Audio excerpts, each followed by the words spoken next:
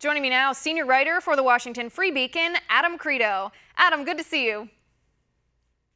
Thanks for having me. I appreciate it. All right, Adam, let's start with the practicalities here. This bill, first of all, do you expect it to pass in the House? Well, it passed the House, actually, late Wednesday. Overwhelmingly, it was supported. It's slightly more unclear what's going to happen in the Senate with it, but the House certainly has sent a message going forward, I think. Right. And if it passes the Senate here, I think we can expect President Obama to veto this bill.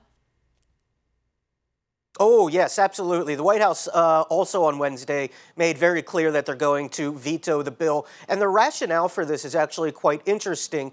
They state clearly that this would interfere with their ability to uphold the Iran nuclear deal. There's actually a carve-out in that deal that the U.S. has to help Iran's business interests, and one of those interests is its airline sector. So we're actually obligated to facilitate these types of sales to Iran. It's actually remarkable. It's flabbergasting, in all seriousness, what keeps coming out about this Iran deal. Just when you think you've heard it all, just when you think it couldn't possibly be more absurd, something like this is revealed. Adam, $25 billion worth of planes, though, not only is that a lot of money, and that's rebuilding their part of their industry, their own economy, critics have a valid worry here that they would use these aircraft as weapons. They absolutely do. Look, I dug into it several weeks ago and wrote a piece based on tail numbers on airplanes. I traced planes that had been sold for commercial purposes to Iran in the late 70s, before the Islamic Revolution, when we were doing more business with the Iranians. And I found multiple instances in which planes that had been flown in the U.S., made by Boeing, flown by carriers like the now defunct TWA and others, were sold to Iran, later repurposed for use quite clearly in its Air Force, the Iranian Air Force. Now, what would they use these for? This is mid-air refueling capabilities. This is cargo to send weapons and other illicit arms to places like Yemen and to help in Syria. So it's very clear use by the Iranians of converting these planes and moving them into the military sector. Right. The lines between Iran Air, the national carrier, and its Air Force really are very, very blurred. Right, and I think anybody who's associated with the military in any way, whether you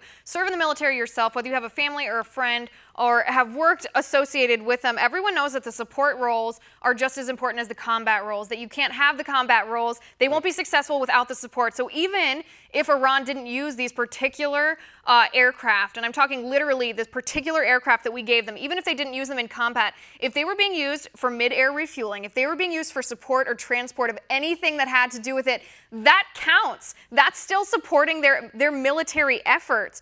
And Adam, it goes even one step further. This is not just speculation. In 2011, the United States government sanctioned Iran for actually transporting both missiles and fighters to Syria.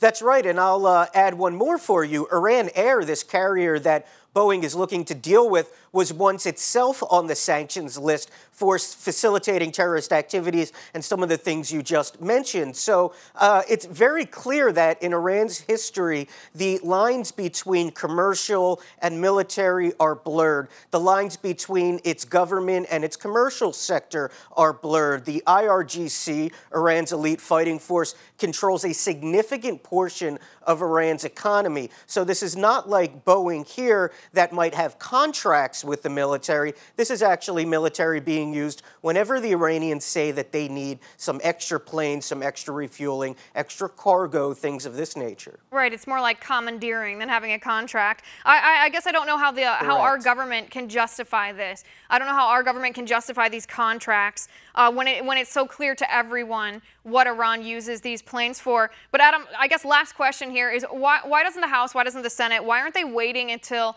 Donald Trump is sworn in as president to pass this to ensure that it's actually signed into law? Well, that's actually a good question.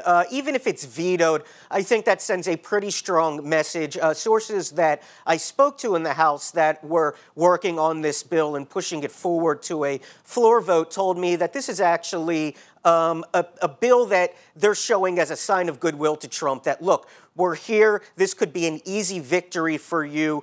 Whether the bill moves forward in a final version before the end of the Obama administration is yet to be seen. It could be one of the first bills that Trump actually has the privilege of signing into law. Right. Well, I guess we'll have to wait and see. But one last comment before we go. Representative Maxine Waters, she's from here in California, a Democrat. She stated that she strongly opposed the bill because it undermines the nuclear agreement. Adam, I think that's part of the intent of the bill.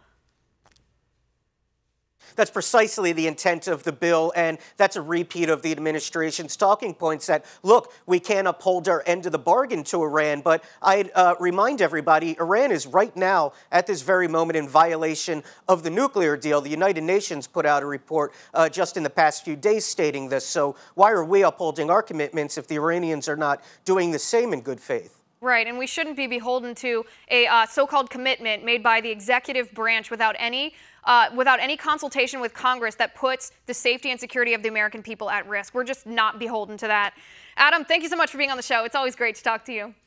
Our next tipping point with Kevin Daly, new transgender bathroom cases about to hit the Supreme Court. Stick with us, that's straight ahead.